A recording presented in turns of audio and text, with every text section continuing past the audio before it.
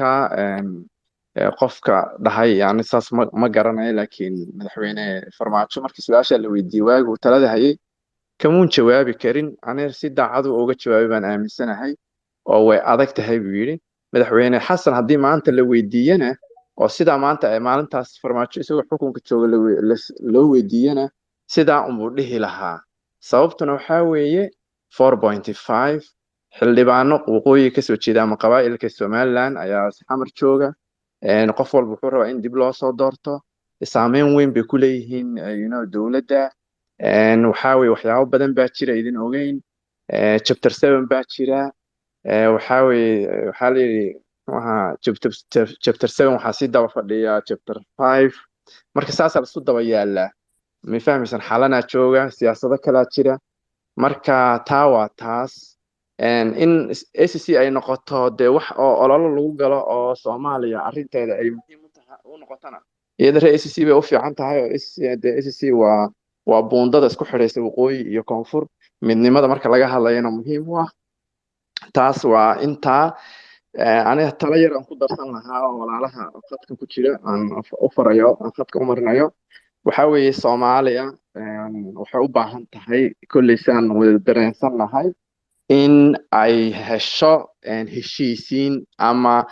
golo weyn ay u fadhiisato waayo waxaan hadda laga hadlayo dhan doodaheena dhan waxay ku saabsan yihiin waxaa weye waxbaan raadinaynaa dowlad baan raadinaynaa siyaasad baan rabnaa inaan meel marino meel lama gaari karayno waayo dowladnimadii ayaa ah mid annaga aan naga imaanin marka dowladnimo annaga naga timaado oo Soomaali ay leedahay si aan u helno waxaan u baahannahay in aan Soomaali haddaan nahay aan ka tashano waxa aan rabno dowladnimaduna inay annaga naga timaado maxaa nagu kala maqan maxaan isku haysanaa marka su-aasha waxaan u keenayaa dee qof kasta markuu hadlayo waad dareemaysaa qabiilkii baa lugta siyaasad qabiila ka dhex guuxaya ma dareemaysid aniga la hadlayo kolayta igu dar ma dareemaysid laakiin waad arkaysaa markaad sii dhadhamayso ma fahmino marka arrintaa waxaa keenayso qabiilka wuxuu yahay dowlad Soomaalidu qabaa'ilada ayaa ahaa dowladahaas marka in la isu keeno oo dowlad Soomaaliyeed la samaysto si loo helo waa in Soomaalidu ay kow hadda fadhiisataa waa qabiilka waa la musuqmaasuqay si xun baa loo adeegsaday dowladnimadii waa laga eriyay ma fahanteen waxaa waaye hadda dastuurkeena waa kan hadda dastuur baa naloo hagaajinayaa dhaqanka Soomaaliya kuma jiro diinta islaamka waa lagu daray oo waxaa weye wuxuu xeerinayaa dhaqanka Soomaaligana diinta islaamka lugta waa isku mid waaye laakiin dhaqanka Soomaaliga waxaa weye waa wax weyn oo muhiim ah ma fahmaysaa marka inta dhaqanka Soomaaliga ama dowladnimada Soomaaliyeed sidaan anigu ku doodo inta banaanka ay joogto waxaa weye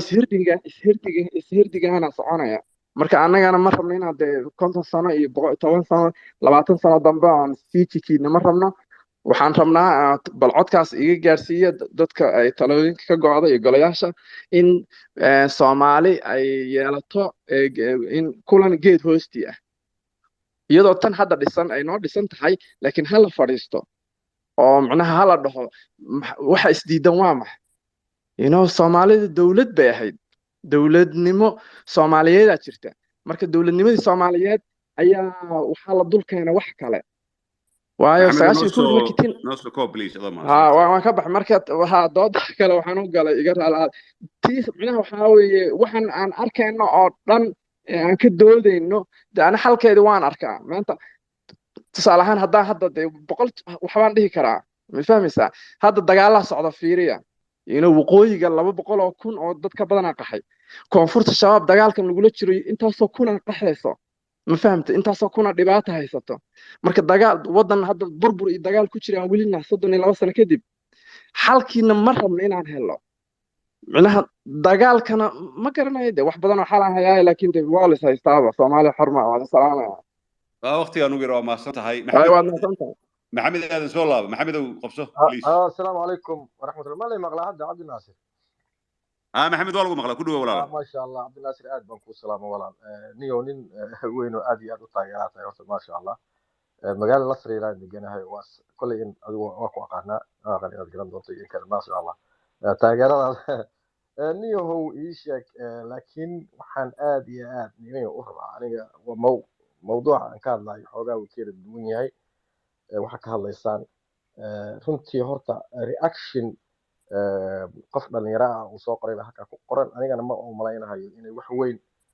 oo hadda saas ahmiyad weyn u leh qofku maaragtay waxa uu dhalayi karaa waa iska caadi annaga dhan baa ra'yiyo kala duwan kala qabno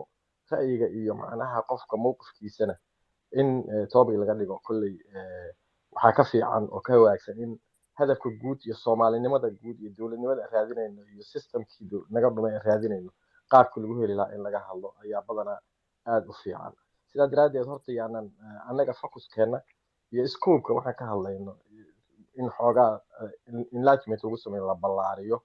ayaan ii sheeg aad iyo aad u jeclaan lahaa aniga Soomaaliya aragtida aan ka qabo hadda wax daqiiqada yar lagu soo koobi kara ma aha runtii qof walba oo space furo ama dadka ka hadlayo badan wax ka guuxayo marka waxaad dareemaysaa in ra'yiga wax lagu kala duwanaade dadku ay doonayaan in Soomaali ay dib u soo noqoto oo dowladnimo la helo oo systemki dib u soo noqdo oo Soomaaliya aan jecelnahay oo aan aadno caruuraha geysano oo qarax iyo qaxitaan iyo dagaal sokeeye iyo aan ka baqan aan helno ayaan dareemaynaa waxa kaliya oo aan ku kala mowqif duwanahay waxa waa sidee lagu helayaa it doesn't make any sense to me in la kala macnaha qofku uu noqdoba macnaha difaaciisu inuu shakhsi difaaco ama uu group difaaco ama dadka la kala qaybiyo xarfo loo qaybiyo CCB MPB wax la dhaho waxaan aad iyo aad uga codsanayaa dadka influence-ga leh oo bulshada influence ku leh sida Cabdinaasir Zola iyo ragga hadlo aad iyo aad u hadlo oo meediyaha ku jiro inay jaaniskaas iyada ka faa'iideystaan oo ay qaab natural ah oo dadka u dhaxeeyo oo ummadda dhan meesha xalka waa loo jeedaa haddii it doesn't make any sense inaan qof iska taageero ama qof aan naco ama qof aan kasoo horjeesto waxaa muhiimadu tahay qalbigaaga waxa ku jiro iyo niyadaada waxa ku jira intentionkaaga inuu fiican yahay haddii intention fiican aad leedahay laakiinse actionkaaga xataa uu khaldan yahay waa la arki laakiinse waa inaad garataa oo lagu dhaho qofkii markuu wax lagu saxo correctionkaa qaata anaga dowladda hadda jirto sideedaba laba arrimood inaan samayno wey wixii correction ah oo khalad ah oo lagu saxaayo in loo arkin waayo in dowladda la neceb yahay ama looga soo horjoodo ama la rabo in la dumiyo ama dowladnimada laga soo horjoodo waa correction ayada xataa inuu qaadato waaye macnaha wixii san oo wanaagsan oo fiican oo ay samayso waa loo baahan yahay waxa ka dhiman waxaa weeye wixii khalad ah oo ay khaldayso dad u sheego oo indho u noqdo oo ay ka qaadato sidaas waa macnaha dowladnimo wanaag way ku imaadaa marka anigu focuskaygu waa ka duwan yahay saa qof shakhsi iyo reaction iyo SSC sax waa qadiyad aad iyo aad muhiim u ahayd oo dowladnimada Soomaaliya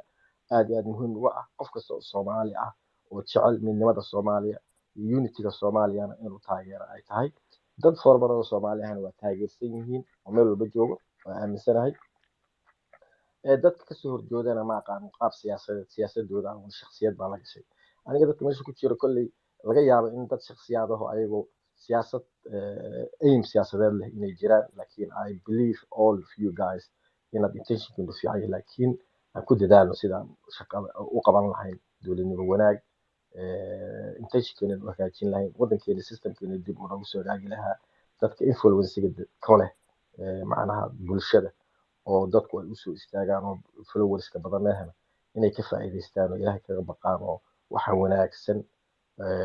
ay macnaha biiska keenaan mar walbaba oo dadka solution u ah oo ayna qolana la safanin qolana ayna garab ku durin sidaas ayaan rajaynaynaa assalaamu calaykum intaas rabaa inaan ku darsado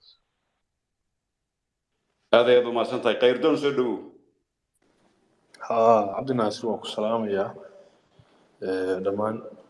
shacabweyne halkan isku yimid gabadha iyo wiilana waa salaamayaa shakhsiyan horta waxyaabo badan oo aan dhihi lahaa halkan waa laga yiri haddiise aan saddex u kala qaado mid waxa weeye waa madaxweyne farmaajo midna waa madaxweyne xasan sheikh iyo maxaa yidhahdaa weriye bakayle marka qadiyadda SSC de horta qof alaale qofkii Soomaaliyeed oo ciladaha waaweyn ee dalka haysta waxyaabaha ma garanaysaa hoose marka laga yimaado ciladaha waaweyn ee dalka haysta noorma ahaan waa laba ciladood oo ugu waaweyn bay ahaayeen. mid waa al-shabaab oo hadda lala dagaalamayay dagaalkeedana uu socdo. midna waxa weeye waa maamulka Somaliland oo gooni goosata rabay. marka qadiyadda SSC maamulka gooni goosatada rabay ayay magaranaysaa mid magaranaysaa dhaawacsa oo wiiqasa ay ahayd. qofka Soomaaliga ah si guud u fiirinaya arrintana taasoo magaranaysaa arkaya qof allaala qofkii taageeray oo uu ka mid yahay ninkan weriye Bakayle oo runtii xitaa xilliyadii u adkeyd yimi magaalada Laascaanood warbaahinta magaranaysaa oo ay muhiim tahay halkaa magaranaysaa ka qaatay waajibaad muhiim ah oo waxa weeye qofka magaranaysaa muwaadinka loo baahan yahay inuu qaato. marka abaal buu nagu leeyahay shakhsiyan ninkaas maxaa yidhaahdaa Bakayle. arrintan markaa nabad iyo nolol iyo xisbigii horey ay ka tirsanaa oo hadda magaranaysaa ay iskarbaashayaan taasi mid na khusaysa maaha. iyagaa saaxiib ahaa waxa weeye qadiyadna wada aaminsanaa. haddii ay kala tagaan waxa weeye arrin magaranaysaa na khusaysa maaha. halkaa unbaanu ka fiirin. markii hore anugu shakhsiyan isaga in la weeraray si shakhsi ahaana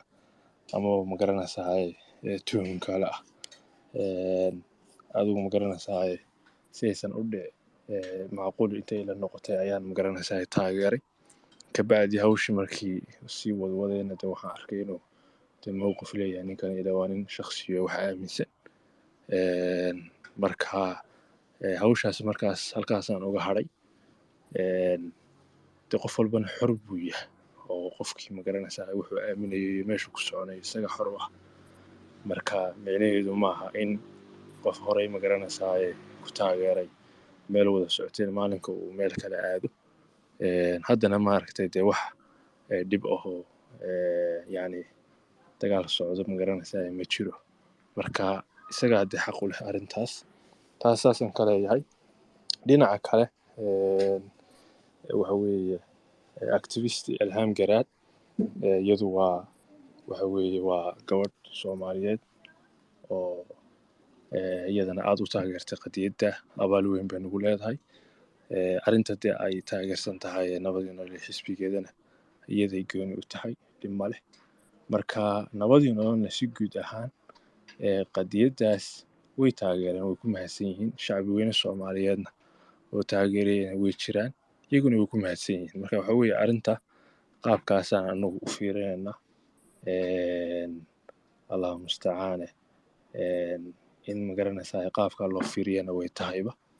marka taasaan ku darsanaya wax magaranaysaa isku xidhay qof la taageerayo iyo qadiyadna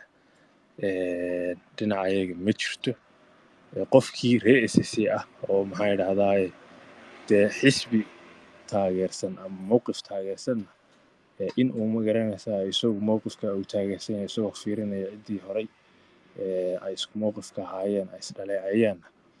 taasna waa qofkii waxay ku xidhan tahay isaga mowqifkiisa waana xor buu yahay. marka arrintu waa saas. marka saasaan ugu arkaa. aad ayaad u mahadsantahay Khayrdoonow. aad u mahadsantahay ra'yigaaga wanaagsan. Safiir soo dhow. cabdinaasir waan ku salaamay. waxaan kaaga mahadcelinayaa horta sbacekaaga bartikolkan kaaga mahadcelinayaa intaa ka bacdi niyow ma isku xiran tahay qadiyadda SSC iyo madaxweynihii hore dalka maxamed cabdullaahi farmaajo? maya iskuma xidhna. Bakayle muwaadin Soomaaliyeed weriye Soomaaliyeed qadiyaddaas wuxuu u taageeray si hagar la'aana waanu ku mahadsan yahay sidii ragga hore sheegeen. eed kale oo maanta loo soo jeedin karaa oo ah maxaad maanta maxaa cabdullaahi farmaajo wuxuu uga sheegtay shalayto haddaad SSC taageeraysid wax isku xiran ma xaqiiqdii sida la sheegay. waa laga yaabaa in haddii aanu nabadii nololnahay aanu ku qabsanno نانو واي usoo qaadatay hogaamiyaha kelmadda ugu adeegsatay ACC kelmaddaas dadku waxay u haystaan qalad bay u arkeen laakiin kelmaddaas aniga xaggayga waxay ka tahay wax tar sababtay wax tar ku tahayna waan ii sheegaya goboladaas Puntland iyo Somaliland iyo Khaatumo markaa la aasaasay baa ku hordamayay madaxweynuhuna shacabka oo dhan isaga oo madaxweynaha su'aasha haddii la weydiiyey uu ka gaabsaday xaq buu lahaa wixiina aad weydiinaysaan ii keena meel isugu keena aan idin jawaabaya laakiin maanta iyadoo qurux badan iyadoo maamul leh iyadoo gudoomiye leh iyadoo ciidan leh iyadoo kala dambayn leh iyadoo aan hal degma aanay ka maqnayn miiska xasan bay horta hortaalla intaasna waa taas bakayle maanta xaqiiqdii horta qadiyadda ACC garab istaagay waa gooni qadiyadda ACC waan taageeri jiray Soomaaliya oo dhan baa taageertay waqtigay hiilka u baahnaayeen garab istaagtay laakiin today dee nin walba faraska uu ka digay maamulkii wuu kacay wuxuu la mid noqday maamulada Soomaaliya la mid noqday hadday noqon lahayd galmudug hadday noqon lahayd koonfur galbeed buu la mid noqday waxa weeye maanta dib haystaa ma jiro Soomaalidana maanta wuxuu la mid yahay maamuladaas uu uga mid yahay farmaajo ku soo haray farmaajo xisbi aan wali magacawnayn la diiwaan gelin la sharciyeyn nabad iyo nolol la yiraahdo uu gudoomiye u yahay meel ku wareejiyeen ma ogin dad ba taageera waan ku dhaleeli karaa oran karaa way hogaamiyahayga ugu isticmaalaysaa kelmadda noocaas anagoo siyaasaddiisa ka soo horjeedna aan loo cufiyeenayn isoo qabiila ama hebel aan loo cufiyeen iyo fikirkiisa la leeyahay hadda laftigaagu Cabdinaasir waynu kala fikir duwanna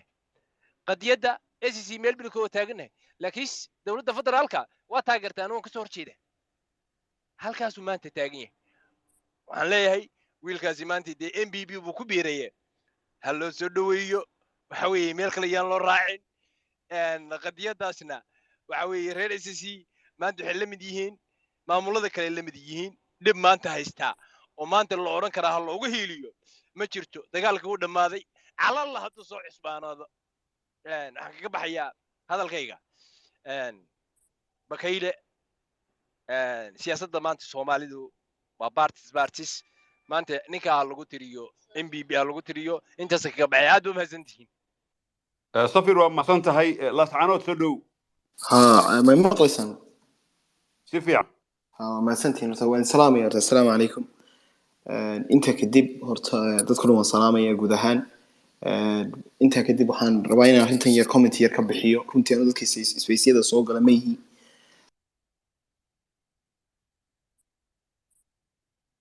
lascaanood laguma maqlo waxaan filayaa inuu call ka soo galay ama waa ka xunnahay profile-kiisa waxa u saaran shakhsi aad u qiimo badan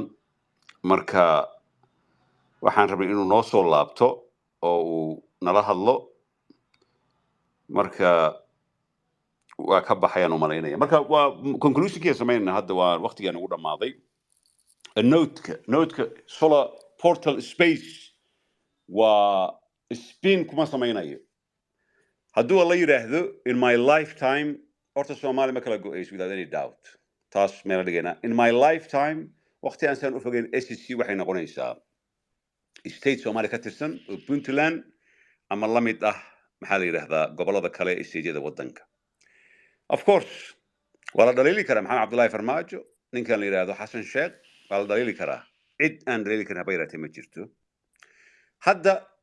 stage-ka haddii SCC qaatumo la dhiso SCC qaatumo la dhaliili karaa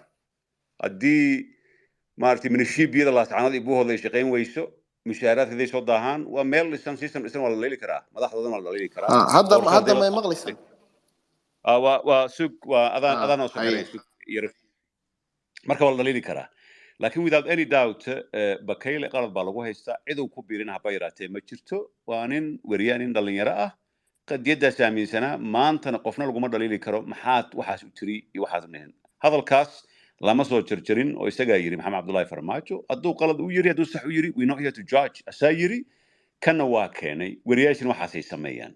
laakiin in la aflagaadeeyo oo homeless baa tahay waad niikisaa twerka samaysaa iyo xoogaa waxay noqonaysaa pointigii loo socday ayaa meesha laga baxaya qof walba waa aaminsan yahay SEC waa la dhaliili karaa why not when time comes waa la dhaliili karaa hadda SEC maahan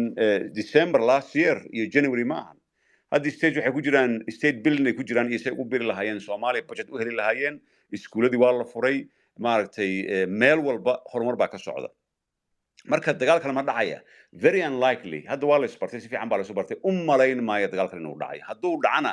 dee rag waa is yaqaanaa qofka dagaalka ilaahay u naxariistay maxamed siyaad bar wuxuu yiri dagaal wiil baa ku dhintay wiil kuma dhasho that's my point kale ugu dambeeya intaana laascadona soo xiran waxay tahay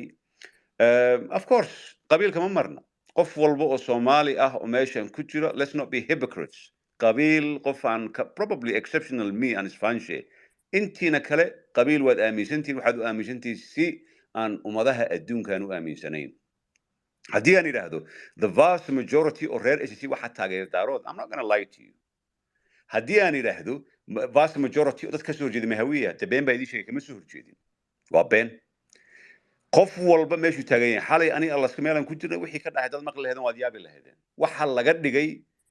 wixii ka dhacay laasxaanood 9 months waxa laga dhigay wax oo maartay meel barbecue laga cunayay oo small mistake uu dhacay ama precise waxa la soo tuuray gantaal precise la soo tuuray de waxa la yiri casualty of war waxa noqday islaamay odayaal baa ku dhintay was a big deal baa la yiri xalay dad baa meel ka lahaa marka dadku waxa wada jamhuuriyadaha iyaga joogan markaas iyo qabiilkay ka soo jeedaan cidda yihiin iyo qofkay taageerayaan anigu I don't believe in la isku xiri karo qadiyada SEC iyo farmaajo they have nothing to do each other the vast majority nabadii nolol haday taageereen it's up to them iyaga jirta laakiin qof ay ku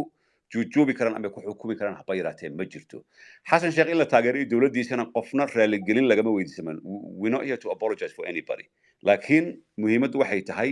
dad kaloo Soomaali ah oo underdog oo la dhibaateynayo waa in la garab istaagaa meeshay doonaan ha ka yimaadaan siyaasadda meel walba way qasan tahay doorashooyin baa soo socda from southwest from the Puntland from Jubaland from everywhere doorashooyin ay ka soo socda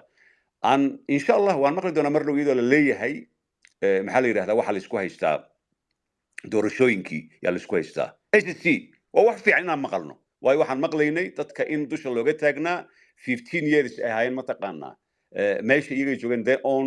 city and a country ay ku ahaayeen second class citizen shaqas hadda way dhamaatay meeshu waa xor dadku nolol bay rabaan noloshooda way heleen laakiin qofkii maanta la soo taagan haddii SEC ay taageertay farmaajo waa inaad taageertaa cid laga dhageysanayo ma jirto ama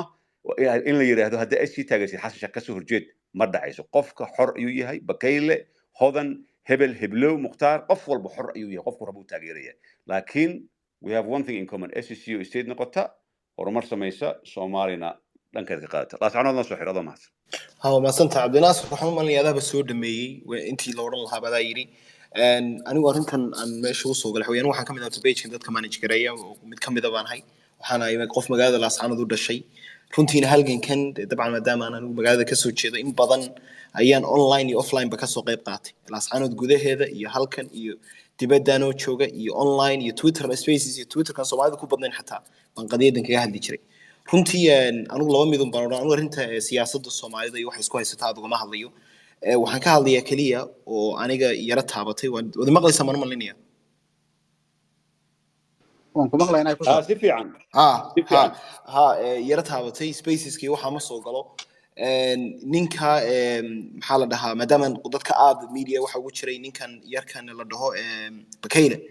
bakayle runtii dadku dabcan qof walba xaq buu leeyahay inuu taageero oo Soomaaliya ama muslima xataa qofka gaalka wixii cadaalad darro iyo dulmiga meesha ka jiro gaala ka soo horjeesataynu garanaynaa qaar magaranaysa naqaanaaba muslimiin baynu garanaynaa Soomaalina kaba sii daran marka anigu waxaan oran lahaa qofkii laba mid baan oran mid Soomaalida waxaan oran lahaa qof walba xaq wuxuu leeyahay inuu SSC taageero muhiim maaha siyaasadiisa iyo afkaartiisa iyo waxaas inuu dad walaalihiisa Soomaaliyeed uu kiina taageero horta abaal baan u haynaa abaal aad iyo dad moogtahay waxa la moodaa in laga dhigay Twitter ka dad bila abaal ma garanaysaa dad shakhsiyaad magacyada deegaankayga isticmaalaya cid kale ha noqdeen dad abaal aad u weyn baan u haynaa cid walba oo na taageertay ama in yar ha nagu taageerto ama in weyn ha nagu taageerto ma garanaysaa maalin haddii inta post soo qoran ha noqoto abaal baan u haynaa kaba sii daran bakayle oo magaranaysa isagu de qalasyada kamida laga yaabo inta halkeena ku jirta de ilaahay baa og inuu nooga magaranaysa wanaag iyo qadiyad jeclaa oo inaga hawl badnaa page-kiisa waxaan u maleynayaa Facebook waxa ku xidhan 1 milyan ka badan qof waxaad u malaynaysaa 8 bilood 9 bilood inuu donation ahaan noo siiyey oo wax aanan qadiyada laascaanood ahaynba kama hadalba habeen iyo maalin iyo aroor dadka waxa laga yaabaa deegaanada ka soo jeeda qaar inay page-kiisa ku xidhnaayeen ma garanaysa marka qofkaas oo kale waxa weeye in maanta arrin uu personal opinion isaga u ah uu soo dhigay oo uu leeyahay ma garanaysa ama madaxweyne uu ku dhaleelay mid hore iyo mid joogaba ha noqdo in dadka Soomaaliyeed ma garanaysa horta qadiyada la isku xidho ma aha bade haddii qof ay ku daliilayaan arrinta xaq bay u leeyihiin laakiin waxaan leeyahay dadka deegaanka ka soo jeeda ama laascaanood ama gobolada SC ama magacyadayada wata in ma garanaysa ilaahay ka baqaan oo qof sidaa inoo taageeray 8 bilood maalin uu post meel ku soo qoray ay dadka qaar ma garanaysa sida qoris mariskii ay soo bedelaan oo isaga ay xagxagtaan waa wax aad iyo aad aan uga xunahay dhaqanna la ku yaqaan maaha dhaqan aanu deegaankayga iyo dadkayga aanu leeyihiin maaha inaanu saas wax abal ka dhacaas oo kale aanu sameeyno maaha marka waxaan malay Bakayle uu og yahay dadkaas inaba matalaan aad iyo aad baan ninka u wadana waa qalas waxa weeye SSC cidi kama laha khaatuma cidi kama laha maanta laascaanood cidi kama laha anigayga sabab laga yaabo in looga jecel yahayba marka saas uma arinta oran lahaa horay baan u malinayaa gabay nin reer Burcaaba waxa ku jirtay ma garanaysaa hadii la xaad waa baraare ii bogsooda xoog hadii bixiyaha ee bahay isugu kay beego abaal badan abaal bada abaal buriya dheeraada ninba kiisa kaan ugu bedeli beerka ka ogsooni marka dadkaas oo dhan waxaan leenahay abaal baan idin haynaa gaar ahaan Bakayle arrintan qadiyada SSC iyo siyaasadaha Soomaaliya waxba iskama khuseeyaan yaan la isku magaranaysaa la isku magaranaysaa la isdhexwadin oo nin walba xaq buu leeyahay wuxuu taageerayo ciduu taageerayo laakiin dadka Bakayle oo kale dadka deegaankayga gaaran waxaan leeyahay ha laga xishoodo oo magaranaysaa intii magaranaysaa dhinac laga mari kara laga maro waana ka baxay insha Allah wadna hasantaa Cabdi Naasir